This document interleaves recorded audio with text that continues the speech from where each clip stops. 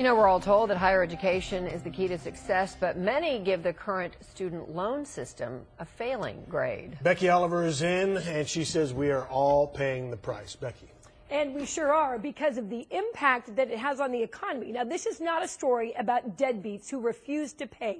It's about hardworking Americans with jobs struggling with this life-altering debt and a broken system that benefits the banks and the government.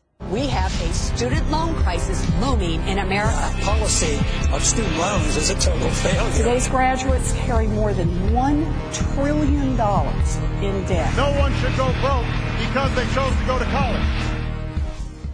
And yet, across North Texas, that's exactly what college graduates are telling us.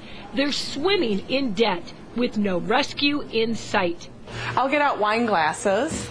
Sam and Emily Stribling are the picture of success. Okay. Both went to prestigious universities and graduated almost debt-free. We were assigned a building and then we had to analyze it. Then architecture school, where the borrowing began. I just assumed, oh, well, no, student loans, that's how you get through school. I love that picture of you. The Striblings got married. The future looked bright until the economy took a dive, just as they accepted their diplomas. Everybody had huge layoffs. Nobody was hiring. The Striblings moved in with parents and took the only jobs they could get. At Hallmark, I was making $8.50 an hour. They put their student loans on hold to get their feet on the ground. Now, both have great jobs, but the debt skyrocketed. $167,000. The Striblings pay about $800 a month toward their debt, almost $10,000 a year.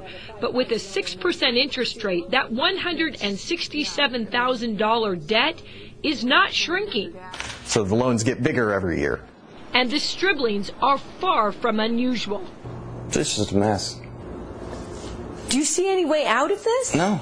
The University of North Texas. Jay Slavaka graduated from University of North Texas, but had big dreams of working in the Big Apple. This was the 3-month program. So he enrolled in film school. He borrowed about $50,000. I did some videos for Denton Ryan High School. Now, at 37, a decade later, that number is closer to $80,000. At one point, his interest rate was a whopping 18%. So it's pretty much they own me, basically. I mean, that's the truth. The bottom line, the cost of a college education has soared, up 65% in the past 10 years. Around Texas, state schools like UT and A&M are now about $21,000 a year. Private schools like SMU and TCU are closer to $50,000 a year. That's more than $200,000 for a 4-year college degree. And the average debt is way up. In 2005, it was $15,000. Now it's $27,000. But the problem is not the amount borrowed, it's the interest. I didn't realize, like I said, about the $10,000 fee. Ursula Nelson didn't even know her $22,000 loan had ballooned to more than $30,000 until we sat down with her. She put her loan in deferment while working on her master's degree in criminal justice. The interest is so high and everything is like, it seems like I will be paying this until the day I die. Nelson may be right. Right now, she pays about $145 a month. She owes $66,000. At 6% interest, even if she more than doubles her monthly payment, it will take her 98 years to pay off her loan. And check out the interest. She would have to increase those payments to almost $700 a month in order to get paid off by the time she hits retirement. New Orleans and Miami. Darren Marshall should be thinking about his retirement. He's 50 with teenagers. He borrowed $24,000 almost 20 years ago, but he lost a job and went into default. He could end up paying back more than 4 times what he originally borrowed. I don't have anyone to turn to. And now the government takes his tax return. They want to just turn it over to these vicious collection agencies, and they do what they want to with it.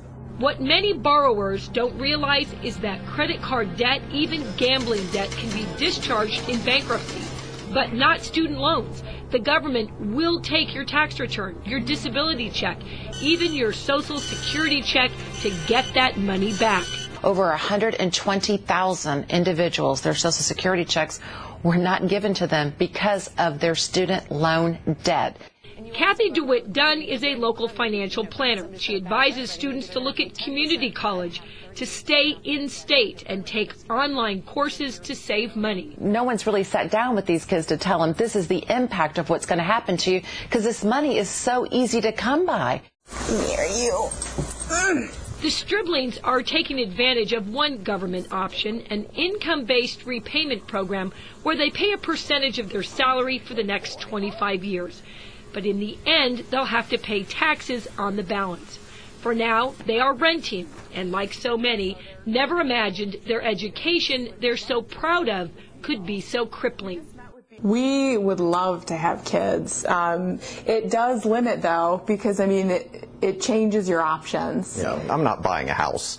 I'm not buying a second car. I'm not doing any of those things. It's my intention never to retire. That's the simple answer. Now, while students struggle with the debt, it's estimated that the federal government made $40 billion off of student loans just this year. We have lots of great information on our website about tuition, repayment plans, what you can do to fight back. Remember to always research before you sign and avoid a default at all costs. A lender can tack on up to 18% if you fail to pay. Becky Oliver, Fox 4 News.